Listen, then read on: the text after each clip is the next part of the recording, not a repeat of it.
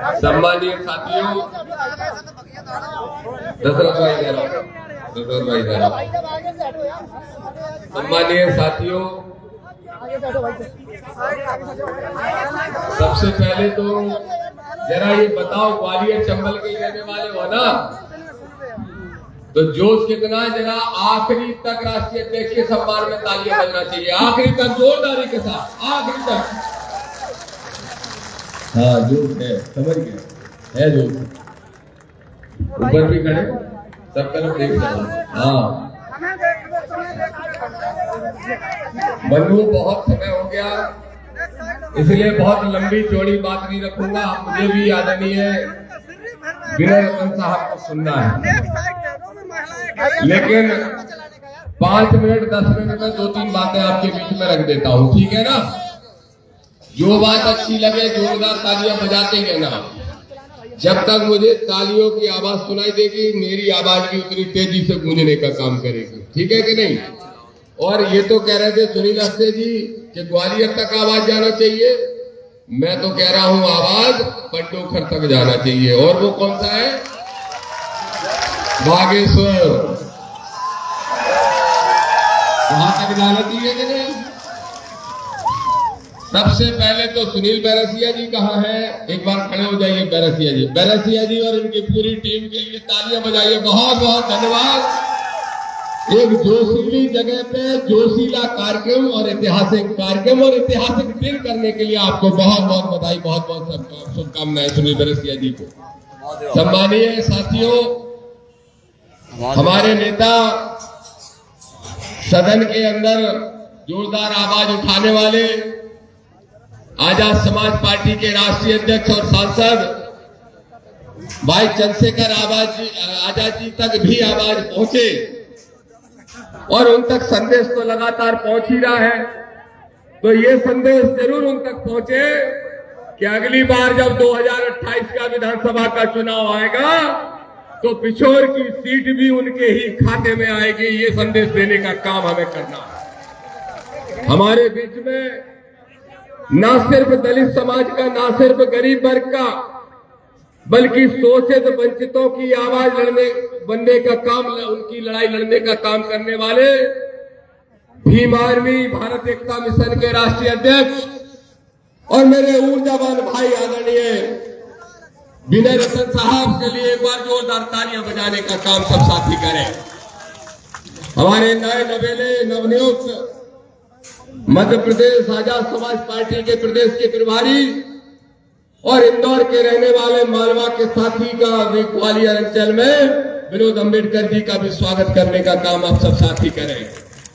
हमारे पार्टी के founder member Sunil अस्ते जी, जो कि समय समय पर सबको मार्गदर्शन देने के साथ साथ सामंजस्य बनाने का काम करते हैं, पूर्व प्रदेश अध्यक्ष हमारे ग्वालियर अंचल के ही और आपके पूरे प्रदेश का आजाद समाज पार्टी का जो नेतृत्व कर रहे हैं सम्मानीय सत्येंद्र विद्रोही जी, हमारे बीच में नीरज भाई और मेरे छोटे भाई के समान, छोटे भाई के सब है हमारे सगे, लेकिन मैं जिनको अपना छोटा भाई मानता हूं, ऐसे ऊर्जावान नेता भाई अनिल गुर्जर जी के लिए भी आप सब तालियां बजाने का काम करें। मंचासीन सभी नेता इधर खड़े हैं, ये भी हमारे संघर्ष के साथी, इधर खड़े हैं, ये भी हमारे संघर्ष के साथी, ये हमारे गायक साथी और मिशन के साथी राजू भारती जी, और यहाँ पर मौजूद हमारे वकील साहब से, अमर सिंह भाई साहब से लेके और हमारे बौद्ध साहब से लेके अमोल रावत जी, अमित लोधी जी, राजकुमार प्रजापति जी और राहुल वाल्मीकि जी, नीरज संसौरिया जी और सब साथी। अगर किसी के नाम भूल गए तो क्षमा करना, समय का भाव है बेटा, समय चलेगा कि नहीं? ये नौजवान खड़े हैं, इनकी बात मैंने सुननी पड़ती है। तो सोनू, राकेश, सब साथियों को मैं कहूंगा और आप सभी साथियों को जय भीम। मेरे साथ जोरदारी से नारा लगाना मुट्ठी बंद करके, जय जय जय जय जय भीम, जय भीम, जय भीम, जय जय जय जय जय भीम, जय भीम, जय भीम। साथियों, आपको याद होगा विधानसभा चुनाव के पहले मैं पिछोर आया था और पिछोर आके मैंने कहा था अमर सिंह भाई साहब यहाँ पे बहुत लंबे समय से 30-35 साल से एक विधायक बन के बैठे थे। विधायक वोट तो ले लेते हमारे गरीबों के, लेकिन जब कुछ देने की बात आती तो सिर्फ अपनी बिरादरी वालों को देने का काम करते थे। मैंने विधानसभा चुनाव के बाद पहले आके कहा, मैंने कहा पिछोर में कि अगर अपना भला करना चाहते हो तो इस चुनाव में इनको हराने का काम कर देना। किनको? समझ गए? समझ गए? किनको? अब आजकल वो बड़े खुश हो रहे हैं, बोले दामोदर यादव जिसके लिए कह के गए थे अब उससे भी लोग नाराज हो रहे हैं। अब हमारा फिर मौका आ जाएगा। तो इस खनिया दाना में खड़े होकर दामोदर यादव मंडल कह रहा है कि सुन लो सामंत शाहियों, तुम्हारी जड़ें बड़ी मुश्किल से उखाड़ी हैं। अब तो अगर कोई पौधा यहां लगेगा तो वो वृक्ष बन के खड़ा होगा, तो वो नीले रंग का होगा और नीले झंडे का होगा। ये सही है। मैंने पिछली बार कहा कि मेरा पिछड़ा वर्ग का भाई है, उसको जिता दो। जिता दिया सब साथियों ने मिलके। हाँ, मैंने कहा था इसी पिछोर में आके, और मैं धन्यवाद देता हूं कि आप लोगों ने एक सामंतशाही और मनुवादी को हराने के लिए एक दूसरा विकल्प पिछड़े वर्ग के भाई के रूप में चुनने का काम किया। मैं जब कल उतरा एयरपोर्ट पे हवाई जहाज से, तो यहाँ के सांसद जी भी आए थे साथ में। सांसद जी, मुझे समझ में नहीं आता कि आपका जो सांसद है, मुझे देखते ही उसको सांप सूंघ जाता है, पता नहीं क्यों। जैसे ही मैं फ्लाइट में पहुंचा राष्ट्रीय अध्यक्ष जी, मैंने देखा कौन बैठा, तो वो ध्यान से देख रहे थे गेट की तरफ, और जैसे ही मैं गेट पे घुसा और नजर मिली तुम्हारे महाराजा महाराजा से। महाराजा महाराजा, एक बात सुन लो मेरे भाइयों, जब तक राजा महाराजाओं की बिस्तर नहीं बांधोगे तब तक मध्य प्रदेश की विधानसभा में नीला झंडा नहीं फहरा सकते, ये ध्यान रखना। लेकिन इसका लाभ कई बार मनुवादी पिछड़े वर्ग के लोगों को भी मिल जाता है, यह हमें ध्यान रखना पड़ेगा। और मैं आज कहता हूं, मिल गए आपके ही विधायक जी, फूल दे रहे थे, स्वागत कर रहे थे मुझे। कल आपने सबने देखा होगा फेसबुक पे, रील पे, कह रहे थे आपके लिए बॉस हम फूल लाए। हमने उनसे कहा कान में कि तुम हमें कल भी प्यारे थे, तुम हमें आज भी प्यारे हो, बस ये भगवा उतार के नीला पहन लो तो प्यारे रहोगे, नहीं तो प्यारे। सीधी सी बात है, सीधा संदेश है। क्यों अमित लोधी जी ठीक कह रहा हूं? ठीक कह रहा हूं रावत जी? वो पिछड़ा वर्ग का आदमी, वो पिछड़ा वर्ग का आदमी, चाहे वो यादव हो, गुर्जर हो, दागी हो, रावत हो, कुर्मी हो या फिर लोधी क्यों ना हो, जो अपने लक्ष्य को तेल पिलाता है, उसको मजबूत करता है, और अगर गरीबों पर चलाने का काम करता है तो दामोदर खुद उसको जेल भेजने का काम करेगा। ये दामोदर का ऐलान है। लेकिन अगर वो पिछड़े वर्ग का भाई हमारे बाबा साहब का सम्मान करता है, हमारे भाई चंद्रशेखर आजाद जी के मिशन को हमारे भाई विनय रतन जी के हाथ से हाथ मिलाकर अगर सुनील बैरसिया सहित हमारे साथियों का साथ देने का काम करता है, तो वो दामोदर के दिल में बसेगा और दामोदर आधी रात को उसके लिए संघर्ष करने का काम करेगा। मैं कह रहा हूं 40-50 हजार वोट है लोधी समाज के इस विधानसभा में, देखती 30-35 हजार यादव भी हैं, लेकिन अहिरबार भी बहुत है, आदिवासी भी बहुत है।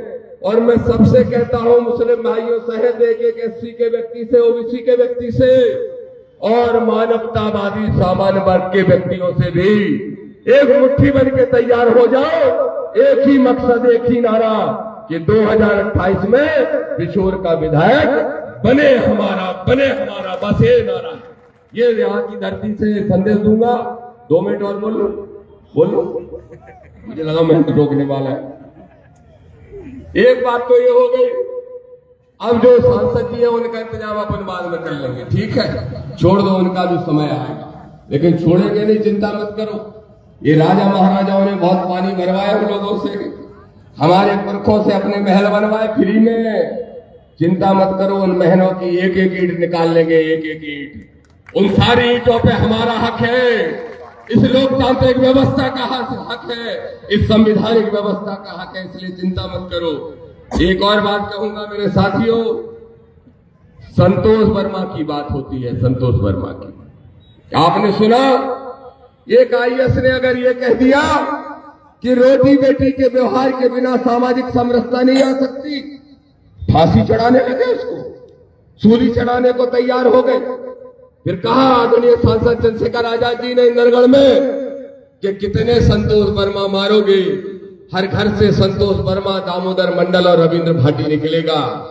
तो उसके बाद घेर लिया मीडिया ने मुझे भोपाल में और बोले आप ऐसे आदमी का साथ दे रहे हो, आपके नेता साथ दे रहे हैं कि जो बेटियों का अपमान करता है। मैं कहता हूं कि संतोष वर्मा ने तो बेटी का अपमान नहीं किया था, लेकिन इस बात का जवाब दो, एक अंधा बाबा है, अंधा ऐसे ऐसे करता रहता है, पता है, ऐसे ऐसे लाइट डिम है कि लाइट फ्यूज है हमें मालूम नहीं, लेकिन क्या कहता है, बाइक को बोलता है W4 वाइफ एंजॉयमेंट का साधन है बोलता है, पूरे देश की नारी शक्ति का अपमान करता है, तब मनुवादियों को कौन सा सांप सूख जाता है। ये धीरेन्द्र शास्त्री 28 साल का नौजवान लड़का जो आडंबर और पाखंड की दुकान बना है इस देश के अंदर, वो कहता है, क्या कहता है, वो कहता है कि अगर मांग में सिंदूर नहीं भरा तो समझ लो प्लॉट खाली है, आओ बेटा प्लॉट पे कब्जा करने, धीरे तुम में चार्ज पड़ेंगे तो सुधर जाओगे। ये दामोदर चुनौती से कहता है, तब नारी का अपमान नहीं होता। एक वो बैठा है लिपस्टिक लगा के कथा करता है मथुरा में, कौन सा आचार है, अनुरुद्धा, क्या नाम है, क्या कह रहा है, 25-26 साल में तो 4 जगह मुंह मार किया जाती है महिलाएं, तब महिलाओं का अपमान नहीं। और अगर संतोष ने बोल दिया कि सामाजिक समरसता के लिए रोटी बेटी का व्यवहार कर लो तो महिलाओं का अपमान, तो दामोदर यादव, विनय रतन और चंद्रशेखर आजाद का एक ही नारा, जो गरीब को, दलित को, पिछड़े को सताएगा, हम उसके साथ उसके भाई बन के खड़े होंगे, उसकी ढाल बन के खड़े होंगे। ये चुनौती के साथ कहते हैं। दूसरा एक और बात कहूंगा, मूर्ति का विरोध हो रहा है। भीम आर्मी आजाद समाज पार्टी ने ये लड़ाई लड़ी, आदरणीय विनय रतन जी वो लड़ाई लड़ने खुद आए थे ग्वालियर में, और ग्वालियर में आके कहा कि स्टेच्यू लगा के रहेंगे। एक वकील है, भौंकता रहता है वहां बैठ के, ग्वालियर के अंदर एक वकील है, और भाषा क्या बोल रहा है, फरसे से संतोष का गला अलग कर दूंगा। मैंने कहा इसकी डिग्री चेक कराओ, ये फर्जी डिग्री लेके घूम रहा है, वकील हो ही नहीं सकता। क्योंकि किसी वकील की राय सिंह बहुत साहब, ऐसी भाषा हो सकती है क्या? हाँ, संतरा छील के खा सकते हो, लेकिन ऐसी भाषा हो सकती है क्या? तो ऐसी भाषा बोलने वाले वकीलों को सबक सिखाते हुए बोलो, बाबा साहब की स्टैचू लगवाना चाहते हो कि नहीं लगवाना चाहते? हाथ उठा के बोलो, ग्वालियर में बाबा साहब की स्टैचू लगवाएंगे। तो यकीन मानो मेरे दोस्तों, मेरे साथियों, मेरे भाई बहनों, माताओं, यकीन मानो, भीम आर्मी ने नारा दिया है कि जब तक ग्वालियर में बाबा साहब की स्टैच्यू ग्वालियर हाई कोर्ट में नहीं लग जाती, तब तक हम चैन से नहीं बैठेंगे। हमारा साथ देने का काम करोगे कि नहीं करोगे बताओ। एक और बात कह के अपनी बात समाप्त करूंगा। मनुस्मृति का दहन किया था आज के दिन बाबा साहब ने, मनुस्मृति का, और मनुस्मृति का दहन मैंने कर दिया ग्वालियर, भोपाल में 6 महीने पहले। पुलिस अधिकारी बोले, मुख्यमंत्री के यहाँ का एक बड़ा अधिकारी फोन करता है 1 दिन पहले, दामोदर जी सब कर लो, मनुस्मृति मत जलाओ। मैंने कहा क्यों, तुम्हारे दादा का नाम लिखा है क्या इसमें, तुम्हारे कक्का का लिखा है इसमें? तो बोले उसमें गलत क्या है, धार्मिक ग्रंथ है। मैंने कहा मनुस्मृति ने औरतों के बारे में बुरा से बुरा लिखा, हम सब बहुसंख्यक लोगों के बारे में, जिनको आप शूद्र कहते हो, उनके बारे में जीवन जानवर से बुरा देने का काम किया। तो बोले आप मनु महाराज को नहीं मानते। मैंने कहा अगर ढूंढे से मिल जाए तो उसको मुर्गा बनाने का काम कर देंगे उस मनु को, अगर मिल जाए, अगर जिंदा होता। कहता है दामोदर यादव चुनौती से, और ये आवाज, ये साहस, ये लड़ाई लड़ने का जज्बा अगर किसी से दिया है तो किसी मनु ने नहीं दिया, सिर्फ डॉक्टर B.R. अम्बेडकर बाबा साहब ने दिया है। और दामोदर चुनौती से कह रहा है कि सुन लो मनुवादियों, सुन लो सामंतवादियों, दामोदर यादव दफन होगा तो नीले झंडे के साथ दफन होगा, ये चुनौती के साथ कहता है। जितनी ताकत है रोक लेना, लगा लेना, लेकिन लड़ेंगे ताकत से। और जय भीम का झंडा 2028 में मध्य प्रदेश की विधानसभा में फहराने का काम करेंगे, अपनी सरकार बनाने का काम करेंगे। तैयार हो? बोलो पिछोर की सीट दोगे कि नहीं दोगे? कॉल खा के बताओ, जौन का मेहनत हो, मताई को बाप को तो ठीक है, घरवालियों को खुआएंगे हम। तैयार हो? बोलो 2028 में बिछोर की सीट हमारे जो दामन में डालोगे, वादा करते हो? तो दामोदर यादव भी वादा करता है, दामोदर यादव भी वादा करता हूं। फिर कहता हूं उस पिछड़े वर्ग के भाई से, उतार दे ये भगवा झोला और पहन ले नीला रंग और पकड़ ले ये केटली। आजा मेरे पिछड़े वर्ग का जो भाई इस केटली को पकड़ेगा, जो नीले झंडे को फहराने का काम करेगा, उसको हम स्वीकार करेंगे दिल के साथ। बस इसी बात के साथ फिर कहता हूं, मनुस्मृति मुर्दाबाद, मनु विधान मुर्दाबाद, धीरेन्द्र शास्त्री जैसे पाखंडी मुर्दाबाद, आतंकवाद के, पाखंडवाद के और आडंबर के खिलाफ है भाई विनय रतन जी की ये जंग। और ये जंग लड़ेंगे दामोदर भाई चंद्रशेखर आजाद जी के नेतृत्व में, और आप सबके हाथ से हाथ मिलाकर चलने का काम करेंगे।